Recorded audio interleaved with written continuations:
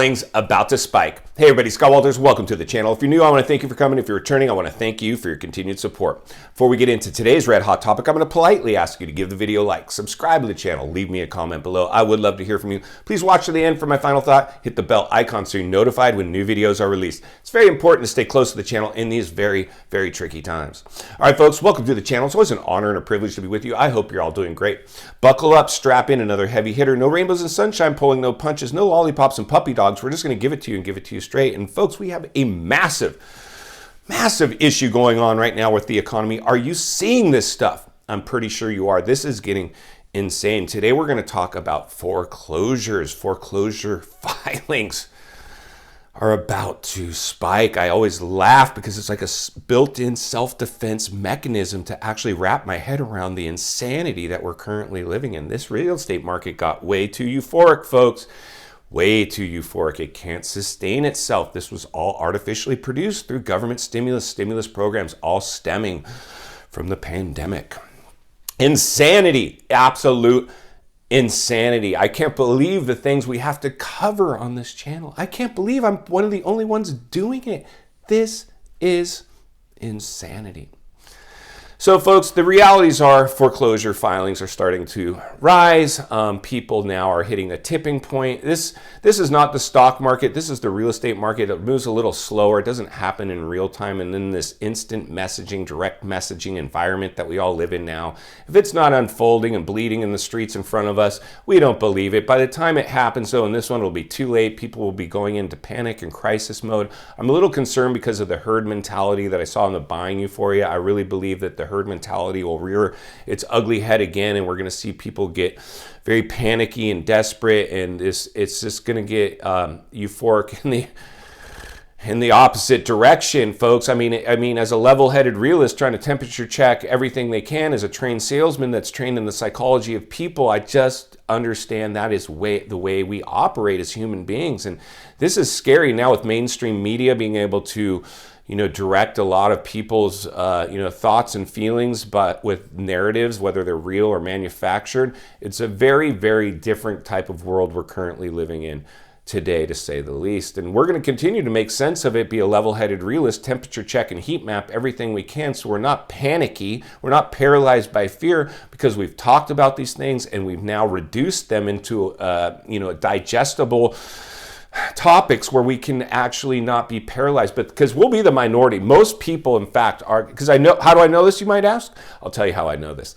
Because in the last real estate bubble, I drank the Kool-Aid. I jumped out in the euphoria, even as somebody who's worked in and around real estate for many, many years, because everybody else was doing it. I hadn't lived through a housing crash up until that point, so I didn't know any better, and that's exactly what we're going to see in this housing bubble. Many people just don't know any better. Tons. I work with agents every day out there thinking this will continue forever. And that's fine. Like I said, you can have your own opinion on this one, but in my opinion, you'd look ignorant if you wouldn't at least admit that we're in a real estate bubble, or in fact, if real estate bubbles historically pop. So, for me, it's mind-blowing at times to work in this industry. I'm like a lone wolf out here. Like I said before, I might not be super popular in every real estate office. I don't care. My job is to serve people, to serve my lovely viewers, and I will continue to do that. So the realities are, folks, what we're currently looking at now is inflation robbing people of their money, their income, their savings. And while everybody is different on this scale, this will start playing out and just work through everybody who just got underneath these huge fat mortgages. And when they applied for these mortgages, they didn't have inflationary pain like they're feeling now. That we went from lockdowns to landlocked for a lot of people. Even, like I said, it doesn't matter if you're a gas or electric car. Gas is killing people. Energy prices are killing people.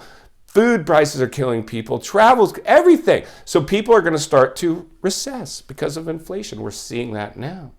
And like I said, from somebody who went through the last bubble, I did the same thing. I bought in the height of the bubble, and then the recession kicked in like we're entering in right now. And then I was able to weather the storm for a while, and then eventually got to the point where I started having to dip into savings to make ends meet, and people saying, oh, just weather the storm. Real estate will come back. Just keep making your payment. I'm like, dude, I'm about to go upside down on a property I can no longer pay this.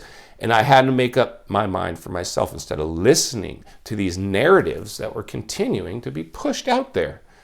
Insanity, insanity. You know, the one thing I will say, you don't get hurt in real estate necessarily when you buy at the wrong time. You get hurt in real estate when you sell at the wrong time. But if you bought in the height of a real estate bubble and inflation kicks in and you now are having a hard time making ends meet because of that, that is not a good thing ever.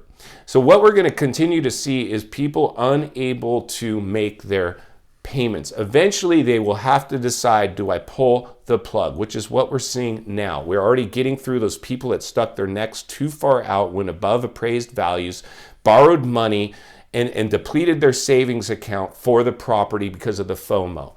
Those are the people that will, in fact, fall first and that are starting to fall now. They already have distressed properties, and the banks are probably sending them notice of default letters as we speak. And then they're trying to talk to the banks, get them to work with them, whatever the case may be, or they're just behind in payments. But eventually they will fall first. Then we're going to get through the next wave of people that maybe have a little cash reserves, and they're going to start relying on that to pay for their food and gas and their essentials until that's gone, and then they're in the same boat as well. Then what's going to happen is foreclosure filings are going to start to spike, and what we're going to see is a lot of foreclosures starting to enter the market. This is almost guaranteed. By the end of this year, you will see for sale signs popping up on a lot of street corners. Mark my words, because this can't sustain itself. We've gotten the market in a chokehold, and inflation is a runaway train, and the government is unwilling to raise interest rates to the point to combat inflation. We need, if we're at the supposable, whatever it is, 8% inflation, we need to raise interest rates to 8%, but they're trying to inch them up to not spook the markets, but it doesn't matter. This one's out on a razor's edge. It's at that tipping point. People can no longer afford their cost of living, and over 20 million people just got underneath massive mortgage payments in a real estate bubble and didn't stop there. They went above and beyond appraised value. So you have to understand, folks, these people are on borrowed time. And so, unless some miracle happens, and miracles still happen, believe me, they do. But in this case, we have to be a level-headed realist and say to ourselves, every single time the real estate market has had booms and busts throughout history. We can all agree on that, I am sure. Real estate has always had booms and busts. Real estate always will cycle. So every time we put the real estate market in a bubble, and a bubble is when you have extreme appreciation rates in a short period of time, which is what we just experienced, but not just a garden variety one, a super bubble, the highest levels ever experienced in world history. And then when inflation has followed that every single time, not 50% of the time, 100% of the time, a recession has followed. So as I'm not a betting man, but if I was, this would be a strong bet for me. We are entering the front end of a recession. People are depleting their savings, and their dollars are not going as far because they bought in a real estate bubble, and inflation through our government. It's really the ones that are at fault. I don't blame anybody that bought the bubble. I really don't. I almost did it myself. But these are the facts, and you can't ignore the facts. Foreclosure filings will spike. Herd mentality will rear its ugly head. Again, our job is to understand that, not be completely paralyzed by it. I'll be here to help as many as I can that are faced with this situation firsthand. Hopefully for the rest of us that have actually been preparing for this, understanding this one didn't pass the smell test, that there's no way this market can sustain itself. We're going to be on the sidelines, and we're going to stay connected. Iron sharpens iron, and we're going to go look for properties later. This is insanity. Are you seeing this stuff? Are you understanding what I'm telling you today? If you are, I want to humbly ask you to give the video a like, subscribe to the channel, leave me a comment below. I would absolutely love to hear from you.